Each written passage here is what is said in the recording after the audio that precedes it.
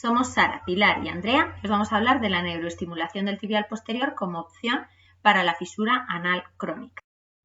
La fisura anal en sí misma no indica más que una afección benigna común. Se caracteriza por presentar un desgarro lineal en el canal anal distal, consecuencia de un aumento de tono persistente y espasmo del esfínter interno, lo que acaba desembocando en la isquemia de la mucosa.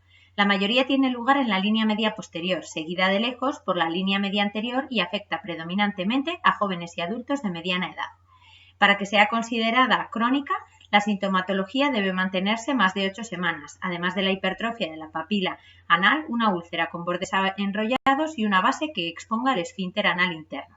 Se trata de una afección frecuente en las consultas de coloproctología, dado el intenso dolor que supone la defecación en aquellos que la presentan.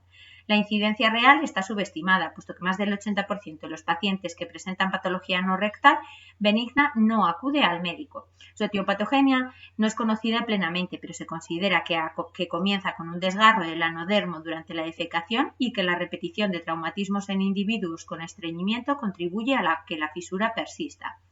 Analizando manometrías y pruebas ecográficas, la mayoría de autores muestran un aumento de la presión en reposo, así como una hipertrofia del esfínter anal interno.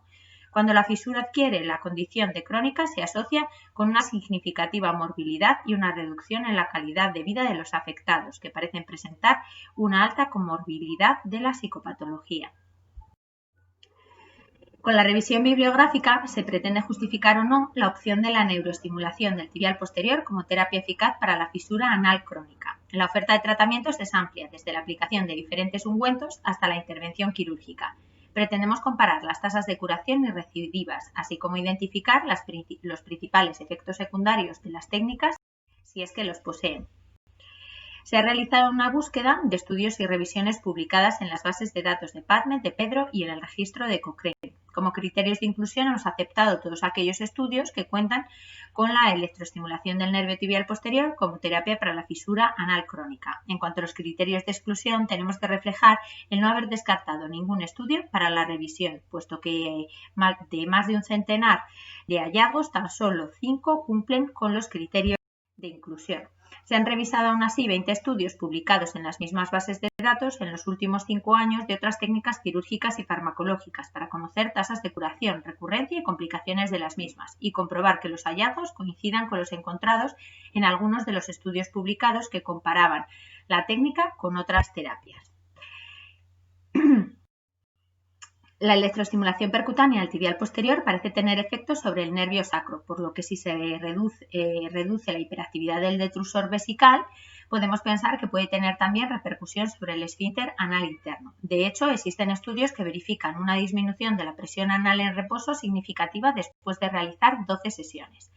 Se trata de una técnica de fácil aplicación para lo que se precisa simple aparatología, incluso portátil, con una onda bifásica asimétrica. Se emplea un electrodo adhesivo en el borde interno plantar, además a nivel del escafoides, y una aguja de 0,25 por 25 milímetros punturada 5 centímetros por encima y 2 por detrás del maleolo interno, introducida de forma perpendicular al tejido 3 o 5 centímetros dependiendo del grosor de la epidermis, de la hipodermis del sujeto. Es primordial comprobar la correcta colocación de los electrodos al percibir la flexión del primer dedo del pie o la sensación de hormigueo a nivel plantar. La técnica es de bajo coste y prácticamente inocua, con simple molestia en la zona punturada, pequeño sangrado local o parestesia de muy corta duración como máximo efecto secundario, que solo se presenta en menos del 5% de los sujetos. Parece demostrar su efectividad en la vejiga hiperactiva, pero la escasez de estudios publicados en el caso de la fisura anal crónica no le hace ni siquiera contemplarse como posible tratamiento en las guías de recomendación. A pesar de la multitud de estudios publicados con relación a las técnicas quirúrgicas y a diversos fármacos, escasean los que empleen otros recursos como el que nos proponemos a someter a análisis. La terapia sí que se contempla en el documento del consenso de 2017 de la Asociación de Coloproctología de España, aunque reconocen que los resultados deben ser verificados en más estudios con series controladas mayores. La muestra mayor que hemos encontrado es de 36 pacientes. Lo compara con la esfinterotomía lateral interna y subraya una recurrencia a los 12 meses del 40,7% frente al 2,7% de la intervención quirúrgica. En España, según una encuesta realizada a 152 cirujanos de diferentes hospitales, parece haber bastantes similitudes con las sugerencias en las directrices a nivel internacional. Las medidas farmacológicas son la primera línea de abordaje para más del 93% de los encuestados. En más de la mitad de los casos se asocia a la aplicación de una pomada de nitroglicerina a unas medidas higiénico-dietéticas. Si la primera opción mantenida durante 8 semanas fracasa, alrededor del 44% de los cirujanos opta por la esfinterotomía lateral interna en el caso de pacientes jóvenes con hipertonía inexplicable y dolor incapacitante. Entre los fármacos que se emplean se encuentran los donadores de óxido nítrico, como el más conocido, el más usado, el trinitrato de glicerilo, con el inconveniente de la cefalea como efecto secundario, lo que hace que algunos suspendan el tratamiento. También están los bloqueantes de canales de calcio, como el captopril o el diltiazem, que parecen presentar similar eficacia dependiendo de los estudios que revisemos, aunque con menor riesgo de cefalea asociada que los nitratos. La recurrencia de sintomatología es bastante similar en ambos casos, que presentan un grado de recomendación A. Otro de los tratamientos que se llevan a cabo es la aplicación de la toxina botulínica, aislada o combinada con otras aplicaciones tópicas. Remarcar que conllevan el riesgo de incontinencia anal transitoria y algunos autores no encuentran diferencia en la curación de la fisura o recurrencia si se compara con los nitratos tópicos. Las complicaciones que se describen con el uso de la toxina botulínica, además de la incontinencia transitoria, son la trombosis hemorroidal, la epididimitis o los hematomas perianales. Se le otorga un grado de recomendación 1C. Queremos destacar que de las técnicas quirúrgicas, la esfinterotomía parcial interna lateral, LIS, se postula como la técnica que ofrece mejores resultados, con un grado de recomendación 1B, principalmente en la cicatrización de la lesión, aunque no abundan los estudios que comparan la técnica con una esfinterotomía interna posterolateral o con otras como el colgajo de avance anal que intenta preservar el esfínter.